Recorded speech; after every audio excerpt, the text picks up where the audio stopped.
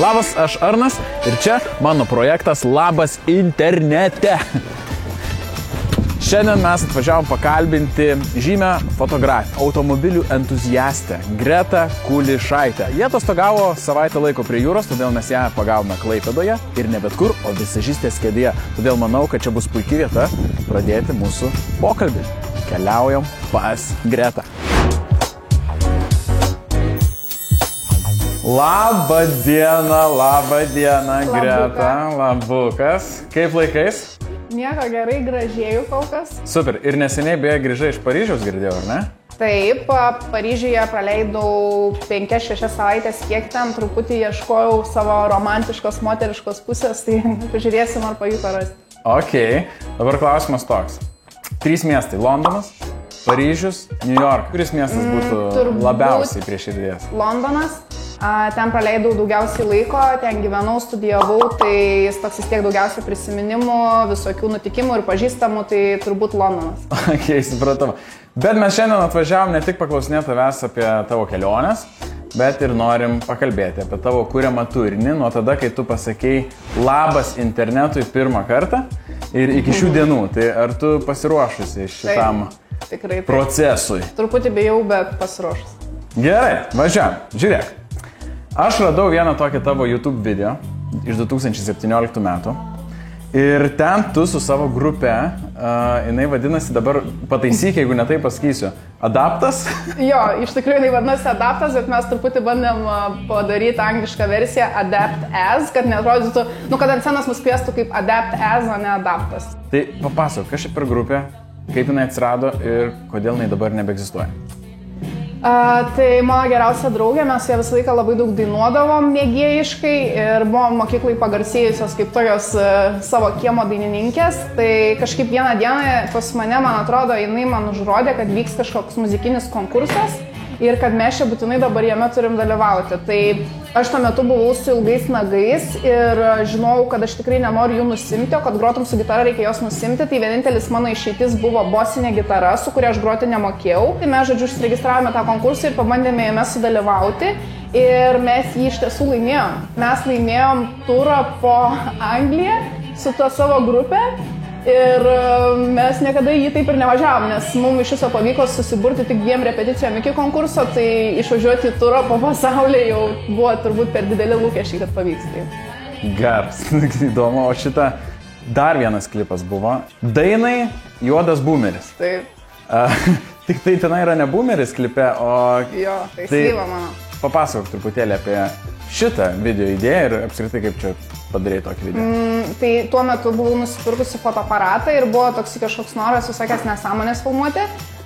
Ir čia buvo rugsėjo 1 iš tikrųjų. Buvo mokykloje šventė ir aš kažkaip su draugiam galvojam, ką veikti. Aš turiu tokį mini fetišą, absoliučiai visada nereikia kviesti žmonės pas save į namus. Tai mes visos pas mane atvažiavom ir aš jas visas perengiau savo treningais. Tada buvau truputį Adidas manijoje ir mes kažkaip išėjom į lauką ir aš buvau kaip tik nesenai gavusi tą automobilių dovanų. Jį žmogus man padovanojo mainais į kebabą ir mes...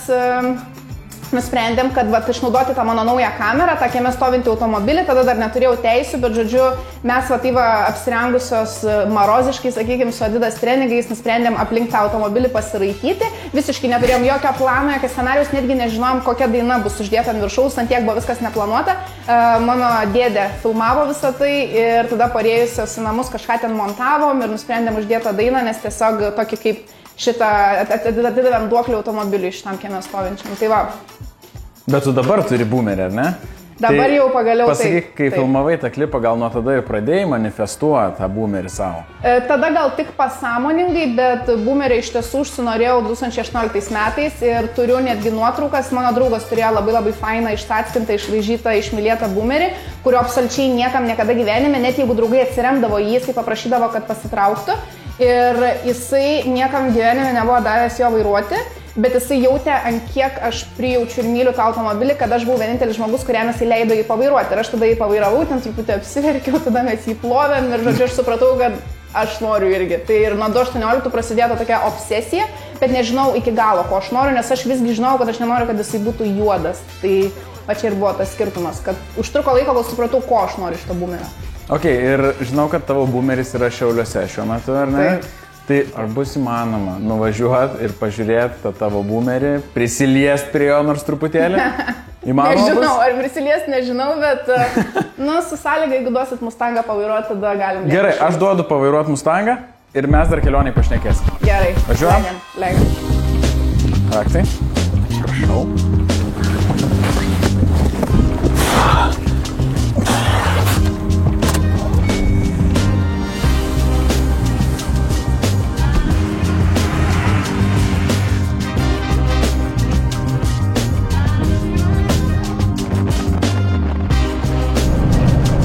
Kaip Mustangas tau važiuojas?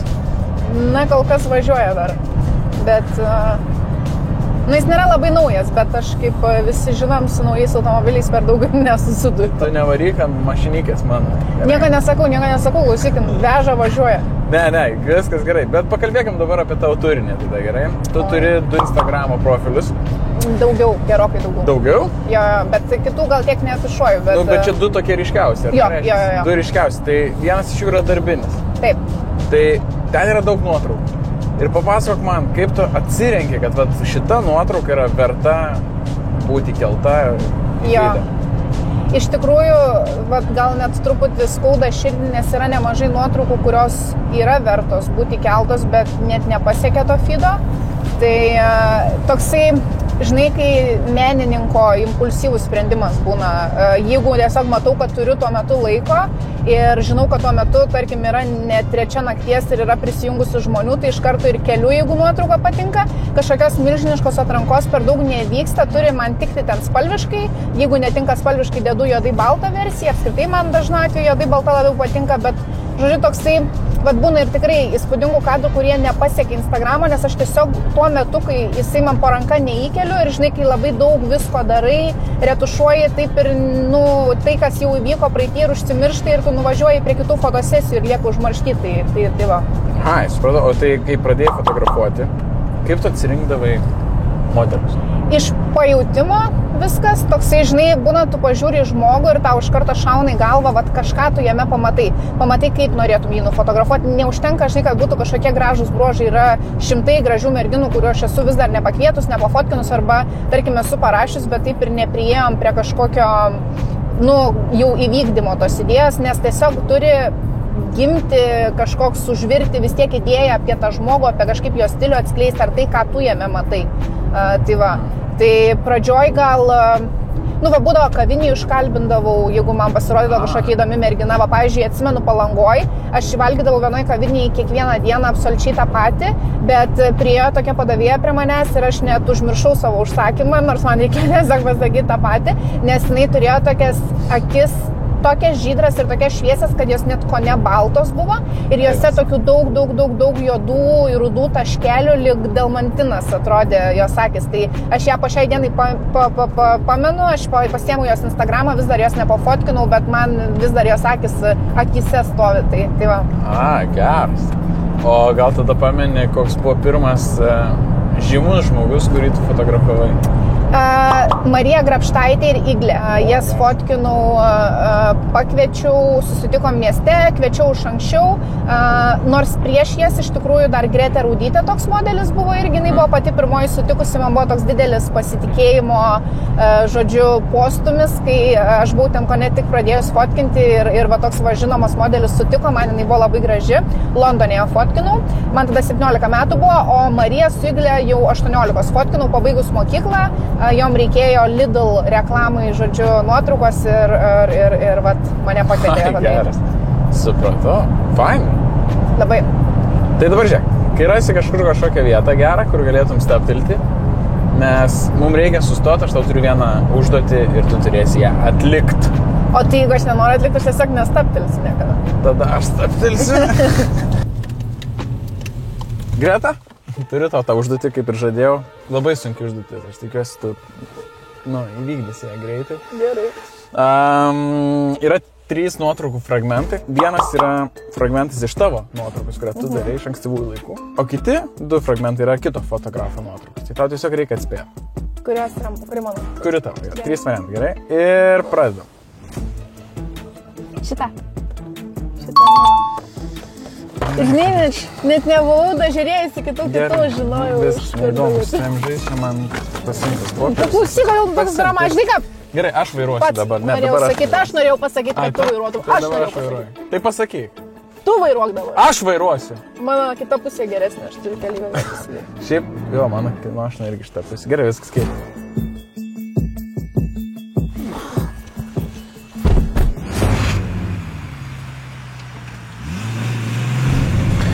Oi, kaip gera grįžti į savo mašiną. Ne, labai patiko, viskas buvo cool.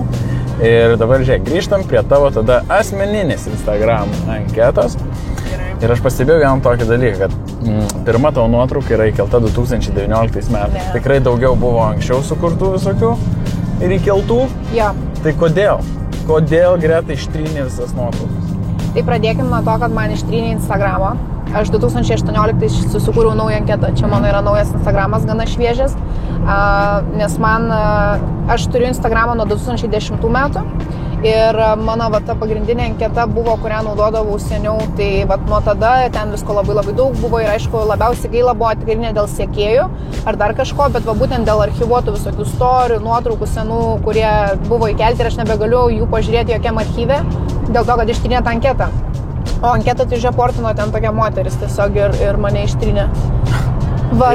Jo, pirmą aš ją užreportinau, jos ištrynė ir tada jinai mane iš paskos. Jo, užsienietį ten tokia kažkokių mane sąmonių prirašė ir tai va. Ir jo, bet aš apskritai pratryniau savo Instagram'e virš 600 nuotraukų ištryniau dabar. 600? Jo, po vieną ranką tryniau, žodžiu, visus paustus ir labai mažai palikau, nes kažkaip nusprendžiau pasilikti tik savo daugiau. Truputį apmažinti ten to prieinamo turinio ir kažkaip apskritai sumažinti savo dalyvavimą internete, kaip juokingai tai beskambėtų, bet tuo metu tiesiog taip jutausi ir nusprendžiau palikti esmę labiau. O tai ir pavadinimas gal dėl to keitėsi, nes buvo Lucky Gretutė, ja. O dabar yra Lucky Tutė? Jo, Tutė, tiesiog palikau vardo pabaigą, nes kažkaip ir tos Gretutės nebeprijaučiau tos mažybinės formos, kažkokią nebe Gretutė jutaus, o jau, ką žinau, jau ir Greta galbūt. Ir tiesiog nusprendžiau pasikeisti, buvau tada Paryžiui, realiai važiavom taksi ir pradėjau keitalioti ir žiūrėti, kas vizualiai geriau atrodo. Ir tada palikau Tutę ir galvoju, reikia prasigūglinti, kad nieko tas Tutė blogo nereikštų. Ir dar sužinojau, kad Tutė yra sinonimas angliškai, tiksliau yra sinonimas angliškai vieno tokio žodžio, kurio aš iš vis norėjau, kad tas žodis mano pavardė būtų, tai galvoju, čia žodžių ženklas ir pasilikau tiesiog sutrumpinta, kad mažiau mano Instagramas būtų apie mane ir ten kažkokių tokių asmeniškumų, tai va. Ok, supratau, bet, pavyzdžiui, TikTok'e tu dar likai Lucky Gretutė. Jo, šitą palikau, nekeičiu. Bet tai irgi, aš kaip suprantu, tai yra naujas profilis, nes turėjai kitą profilį dar, ne? TikTok'e. Jo, TikTok'e. Tai kas atsitiko? Kas buvo? Vėlgi, ten jau pati netyčia ištryniau. Norėjau ten kai ką įrodyti, sakiau, kad čia man nereikia TikTok'o, labai dramatiškai įtryniau lauk, bet galvojau, kad aš ten jį tik užšaldžiu ir kažkaip po to atsišaldysiu. Nu ir nebeatsišaldžiu. Iš tikrųjų labai fainas profilis buvo, nes ten buvo mano TikTok'o pradžia, labai daug video buvo paėjusių viral, būtent per karantiną ir jie visi paėjo viral tarp užsieniečių ir Anglijoje, kai dar gyvenau, tai iš tikrųjų buvo labai vertingi tie followeriai, nes ten jų buvo apie 20 000, bet visi užsieniečiai. Ir aš taip niekada ir nebesusigražinau ir po to Lietuvoje susikūrus iš naujo TikTok'ą, po 2 metų atgavau tik tai motivaciją vėl tam ir pabandžiau kelti tos pačius video, kurie prieš tai paėjo viral ir visiškai niekam jie buvo nebeįdomus, nebeužkabino algoritmų ir aš visiškai, žodžiu, praradau norą ten kažką daryti, nes tos pačius video, kurie turėjo prieš tai 1 milijoną peržiūrų, ten surinko 1000 tarp lietuvių ir jie ten man dar aišku prirašė, ten gydykis galvą, durnė, ten tokia yra nokia, žinai, mirktai. Nu tai va, tai žodžiu, aš tada truputį pasilsėjau ir va dabar jau su kita anketa sugrįžau lietuviškai į TikTok'ą, sakykim taip. Supratau, bet tavo TikTok'o pradžia, aš kiek žinau, tai buvo trendai. Jo, paskui perėjai į vlogus labiau ir man atrodo, nuo ten ir prasidėjo tavo visas šitas tas sprogimas. Taip. Jo, nes tie trendai taip ir nepaėjo. Tai... Ai, nepajutė randai, tai kaip sugalvojai tos vlogus daryti? Todėl? Ne, iš tikrųjų nebuvo momento, kad sugalvojau, tiesiog natūraliai gavosi, nes aš pastebėjau, nusprendžiau vieną dieną važiuoti nosies prasiverti Auskaro ir tiesiog kažkodėl, nebuvo kažkokios konkrečios minčių eigos, bet pradėjau filmuoti visą tą tokį eiliškumą, kad aš namie čia apsirengiau, biškį pasidažau, nes jeigu žiauriai baisiai atrodys, kad biškį bent išgelbėtų, nuvažiuoju vertis Auskaro, štai jau aš su Auskaru ir šitą pirmą tokį kėliau su voiceoveriu, man atrodo, tokiu biškį pasakojimu ir paėjo man tada ir aš galvoju, palaukti, vadinasi, aš tokius galiu daryti, tokius mini įvykius, tada pabandžiau vlogus daryti, iš tikrųjų dėl vlogo aš visiškai nesuprantu, kodėl žmonėms tai yra įdomu, nes kartais būna, nuėjau į salę, padariau fotosesiją ir grįžau namo ir kažkodėl sulaukė to lietuviško tokio pasisekamumo, gal dėl to, kad aš pas mane labai greit viskas vyksta, tokie, žinai, neužtempiu minties ir aš net ir šneku greit, bet, toks labai viskas daug katų, keičiasi vis vaizdai ir kažkur važiuoju ir kažką darau. Tai ir kažkaip paėjo ir užsikabino ir man tas formatas tinkamas ir pasirodo ir žmonėms. 2022 metų vasarą. Ten buvo pikas tavo TikTok'ų, nes tu per dieną keldavai 2-3 TikTok'us. Ja. Tai man vienintelis klausimas yra, aš noriu sakyti, kaip tu spėjai tai padaryti? Tai blemba. Žinai, kai savosi turinio kūrėjas, tai čia full time turinio kūrėja ir buvau, tada man jie pradėjo eiti ir man pagavo toksai azartas, kad vadinas, aš tiesiog visur, kur nueidavau, pradėjau matyti TikToko galimybę. Ateinu kažkokią situaciją, su draugais ėjom į Zarą, sakau, ir jiem buvo pachmas tuo metu, ir aš sakau, davai padarom tipo TikToką, nes jie kažkokias nesąmonės pradėjo pezėti. Aš pagalvojau, kad visai juokinga būtų tą jų elgesį kažkaip juokingai ir pateikti, žinai, kad ten aš šopinu Zarų, jie ten už galvos susijėmė, žinai, kiek čia dar ar čia ilgai, tokį. Tai ir tiesiog kiekvienoje tokioj situacijai pradėjau matyti galimybę padaryti tą kažkokį trumpą video ir labiausiai kabino tai, kad žmonės tada, žinai, labai tie skaičiai greit kilo, labai visiems įdomu tuo metu buvo, visokie pasiūlymai pradėjo kristi ir tiesiog azartas pagavo. Kad pagaliau vėl atsigavau toj platformai, žinai, nes man buvo toks, iš pradžių buvo gerai, tada buvo labai blogai ir tada tą vasarą aš tada ir pradėjau jas daryti. Jo, tai čia tas mano pikas ir buvo tada, kada aš pradėjau. Supratau. Gerai, artėjom Šiaulių miesto, tai gal ten ir pratęsim mūsų pokalbį prie tavo būmelio, okay? Gerai, labai nusilaukiu. Važiuojam.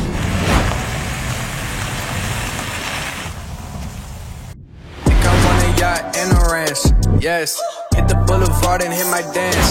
Everybody wanna be a boss, but they can't. But they motherfucking can't. Go over anything like ranch. Facts. Think I want a yacht in a ranch. Yes, hit the boulevard and hit my dance. Pagaliau atvažiavom pas tave. Aišku, sutemo, gaila, bet mašina matosi puikiai. Tai kas nežino ir kas galbūt nesidomi tokiais dalykais, tai gal gali papasakot, kas yra už tavo nugaros. Tai čia yra automobilis BMW E38 ir aš truputį iš jo, vieni tai vadina išsidergimu, patyčiomis, aš tai vadinu tokiu mini projektu, pati prie jo per daug nesikapstau, palieku profesionalam, bet žodžiu, aš tik duodu nurodymus ir moku pinigus už tai, kad tas automobilis atrodytų taip, kaip aš noriu. Tai dar nesam net įpusėję, bet po truputį artėjam link tos mano svajonės, kurią aš ten vienu metu baisiai užsapnavau, užsigalvojau, užsinorėjau ir nusprendžiau galų galiai įgyvendinti. Tai šitas projektas, kaip suprantu, dar nėra baigtas, ar ne? Dar čia kažkas bus? Taip, toli gražu nebaigtas, dar viduje labai daug ko reikia padaryti, ten važiuokliai su motoru, dar visokių dalykų, lempos irgi aš dabar net nemalonu rodyti jums žiūrovai, bet žodžiu situacija tokia, kokia yra, toks tas procesas ir kad pasiekti kažko įspūdingo, tai turi praeiti ir tą negražią dalį. Tai joj dabar ir esam. Ir šiaip aš pastebėjau, kad tu pradėjai daug savo turinio kurti su automobiliais. Tai kada prasidėjo šita aistra automobiliams? Būtent šitam kieme jinai prasidėjo prieš 21 metus, tai mano tėtis užsiminėjo automobiliais ir iš tikrųjų visą laiką ta tema labai arti buvo ir anksti už vairo sėdau pati ir ta aplinka, kai tu kažkaip jau joj būni truputį įlindęs įnėręs, aplinkui tokia ir susiformuoja ir draugai automatiškai susiformavo ir paskutinis toks, man atrodo, jau galutinis spyris buvo, kai keliavau Amerikoje ir ten prisižiūrėjau visokių, buvau ir auto šou visokiose, prisižiūrėjau, žodžiu, visokiausių automobilių ir galvoju, o tai kodėl aš tik tai jais taip iš šono domiuosi, galų gali ten įlipu ar duoda kažkas pravažiuoti ir pati kažko nedarau, tai nusprendžiau, kad reikia kažkaip giliau lysti dar į tą temą, kad pritraukčiau dar galimybių būtent su automobiliais. Geras. Ir beje, tu dalyvavai projekte GO3 ar ne, su Norbe. Taip. Važiavai į Vokietiją. Tai kaip sekės, papasakok trumpai, kaip sekės kelionė su bernais? Tai va, bernų dalis gal ir sunkiausia buvo, truputį momentais prasilenkia mūsų suvokimas, ką veikti, galbūt jie tokių labiau netradicinių veiklų norėjo, aš gal momentais ramiau, momentais dar kažko kito norėjau, bet viskas okei buvo, nes iš tikrųjų būtent iš automobilių pusės tai labai įdomių prisižiūrėjom ir muziejų ir mes ten važiavom nupirkti automobilio, tai mūsų biudžetas buvo tik 500 €, tai pats gali įsivaizduoti, ką mes nupirkom už tos 500 €, nes šiaip normalus automobiliai truputį daugiau kainuoja, bet tikslas buvo tokia suvaidinti mini tą kelionę, kaip, sakykime, ten seniau važiuodavo mūsų tėvai į Vokietiją, ten va ieškoti kažkokios tos vokiškos svajonės ir, žodžiu, nupirkti kažką ir parvaryti į Lietuvą kažką įspūdingo. Tai mes truputį tokia irgi parodiją to padarėm, bet šiaip buvo labai smagu. Greta, klausimas greitas tau. 3 mėgstamiausi automobiliai. BMW 100%, Lambo ir Mercedes 100%. Lambo vairavai?